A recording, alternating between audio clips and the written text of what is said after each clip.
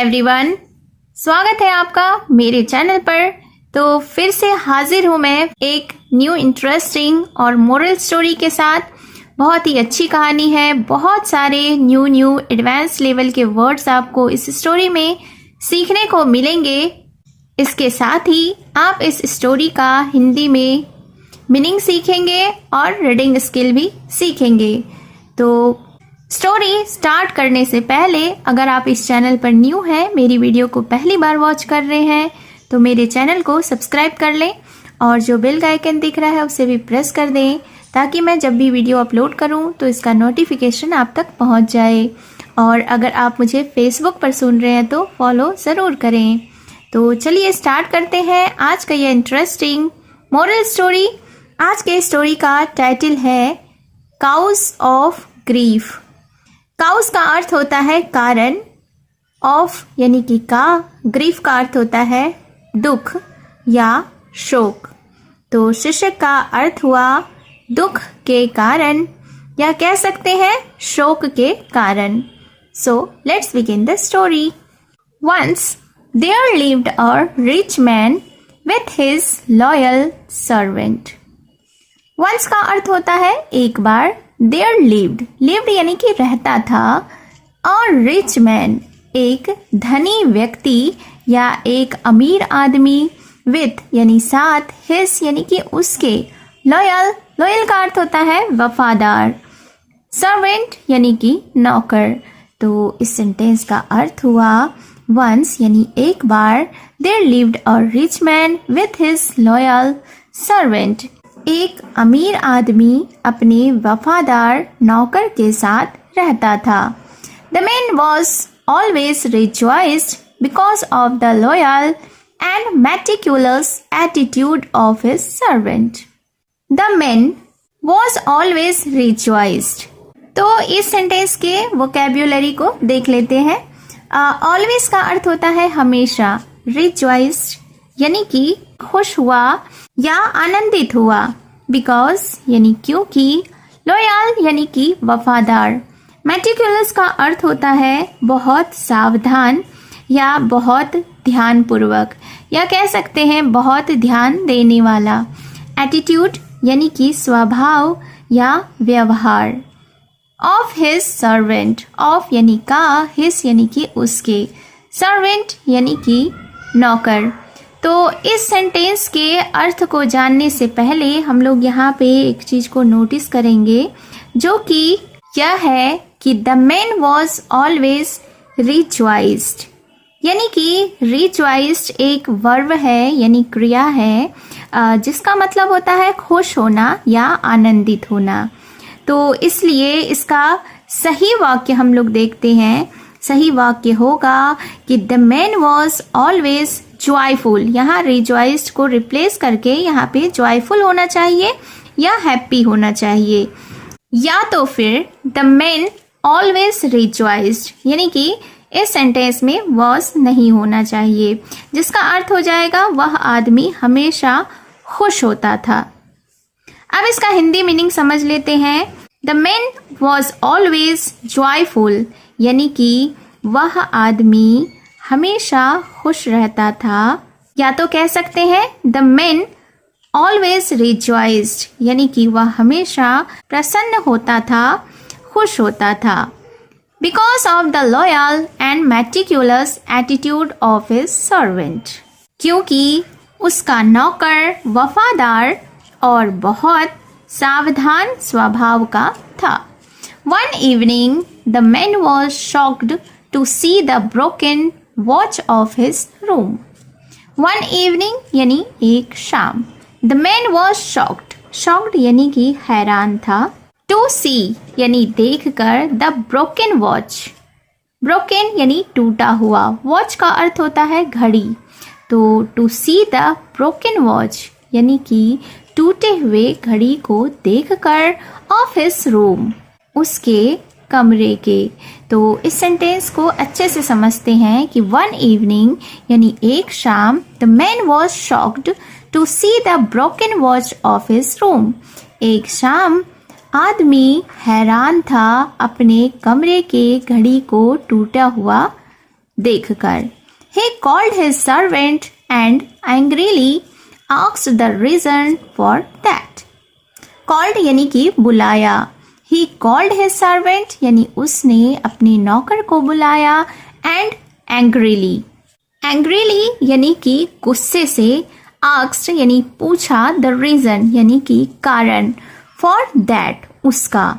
तो फिर क्या हुआ? He called his servant, उसने अपने नौकर को बुलाया and angrily asked the reason for that, और गुस्से से उसका कारण पूछा। The servant replied that in order to clean the room, the watch inadvertently slipped from his hands and parted in many pieces. The servant replied यानी कि जवाब दिया। तो नौकर ने जवाब दिया that कि in order to clean the room, in order to का अर्थ होता है के लिए या करने के उद्देश्य से। clean the room यानी कि कमरा साफ करना। inadvertently का अर्थ होता है गलती से या अनजाने से। slipped from his hands, slipped यानी कि फिसला, from यानी कि से, his hands यानी उसके हाथों से, and parted in many pieces। तो इस and parted in many pieces इतने से सेंटेंस को हम लोग छोड़ के इसके ऊपर के सेंटेंस का मतलब समझ लेते हैं। उसके बाद इस सेंटेंस के बारे में हम लोग आगे जानेंगे। तो इसका अर्थ हुआ, नौकर ने जवाब दिया कि in order to clean the room यानी कमरा साफ करते समय the watch inadvertently slipped from his hands, घड़ी अनजाने में या गलती से उसके हाथ से फिसल गई। अब इस सेंटेंस को देखते हैं, and parted in many pieces. अब यहाँ पर पार्टेड की जगह ब्रोक होगा, क्योंकि पार्टेड का मतलब ज़्यादातर अलग होना या बिछड़ना होता है। चीज़ों को टूटने के लिए ब्रोक ज़्यादा सही वर्ड है। तो इस वाक्य का अर्थ हम लोग देखते हैं कि and broke in many pieces यानी और कई टुकड़ों में टूट गई। The man loved him so much that he could not scold him. अब वह आदमी उसे इतना प्यार करता था कि वह उसे डांट भी नहीं सका। लव्ड यानी कि प्रेम करता था, प्यार करता था। सो मच यानी बहुत ज़्यादा।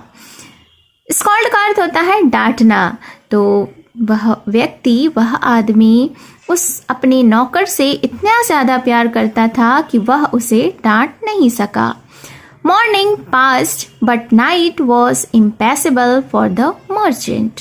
अब इस सेंटेंस में भी थोड़ा ग्रामेटिकल सुधार करने से यह और नेचुरल और परफेक्ट इंग्लिश बन जाएगा। तो करेक्ट सेंटेंस हम लोग देख लेते हैं कि करेक्ट सेंटेंस होगा morning passed but the night was unbearable, यानी इम्पैसिबल की जगह है अनबेरेबल होगा। तो यह ज़्यादा परफेक्ट लगेगा फॉर द मर्चेंट। या तो यूँ कह सकते हैं कि morning passed but the night was sleepless for the merchant, जिसका कि हिंदी मीनिंग होगा सुबह तो किसी तरह बीत गई लेकिन व्यापारी के लिए रात बहुत कठिन थी। या सुबह बीत गई लेकिन व्यापारी के लिए रात नींद रहित या तो बेचैनी भरी थी। तो अब यहाँ पे नोट करने वाली बात यह है कि इम्पैसिबल जो है इसका अर्थ होता है जिसे गुजारा ना जा सके। फॉर एग्जाम्पल सड़क, रास्ता या पहाड़ जो कि कभी ख़त्म नहीं हो सकती। तो इसलिए नाइट वॉज इम्पैसिबल, नाइट वॉज इम्पैसिबल का लिटरल मतलब होगा कि रात पार नहीं की जा सकी, जो इंसान की स्थिति बताने के लिए नेचुरल नहीं लगता। तो यहाँ अनबेरेबल यानी असहनीय या स्लीपलेस नींद रहित ज़्यादा सही है इम्पैसिबल की जगह। His patient for that watch led him not to sleep but the servant had a sound sleep which made the man infuriated। Patient का अर्थ होता है गहरा लगाव या झुकाव। अब यहाँ पर हम सेंटेंस को अच्छे से समझते हैं कि his penchant for that watch led him not to sleep। ये सेंटेंस गलत तो नहीं है, बट नेचुरल इंग्लिश में हम कहते हैं his penchant for that watch didn't let him sleep। मतलब उस घड़ी के लगाव ने उसे सोने नहीं दिया। But the servant had a sound sleep। लेकिन नौकर गहरी नींद में सो गया। Which made the man infuriated। जिससे वह आदमी गुस्से से भर गया। Infuriated यानी कि extremely angry यानी बहुत गुस्से में। Next day, the man told the servant that he was so wretched because the very watch he wanted to gift him for his diligence, but unfortunately it was broken by him। Next day यानी दूसरे दिन या अगले दिन। The man told the servant यानी आदमी ने नौकर से कहा दैट कि he was so wretched। wretched यानी कि बहुत दुखी। तो आदमी ने नौकर से अगले दिन कहा कि वह बहुत दुखी था। बिकॉज क्योंकि the very watch he wanted to gift him क्योंकि वही घड़ी उसे उपहार में देना चाहता था। फॉर हिज diligence यानी कि उसकी लगन या उसकी मेहनत के कारण। बट अनफॉर्चुनेटली लेकिन दुर्भाग्यवश it was broken by him यह उसके द्वारा टूट गई थी। Had it been safe it would have been his. और आगे उस व्यक्ति ने नौकर से कहा कि अगर वह घड़ी सुरक्षित रहती तो वह उसी की होती। This statement now let the servant not to sleep and the man was now in great sucker. Statement यानी कि बात या कथन। सक्कर का अर्थ होता है राहत। ग्रेट सक्कर यानी गहरी राहत या बड़ी राहत या बहुत बड़ा सुकून। तो इस सेंटेंस को समझते हैं। This statement now let the servant not to sleep. इस बात ने अब नौकर को सोने नहीं दिया, या यूं कह सकते हैं कि इस बात के कारण अब नौकर सो नहीं सका, यानी उस बात ने उसके मन में इतना असर डाल दिया कि वो सारी रात जागता रहा। And the man was now in great succour. और वह आदमी अब बड़ी राहत में था, या यूं कह सकते हैं कि वह आदमी अब उस आदमी को सुकून मिला। Moral of the story is tension for possession causes grief.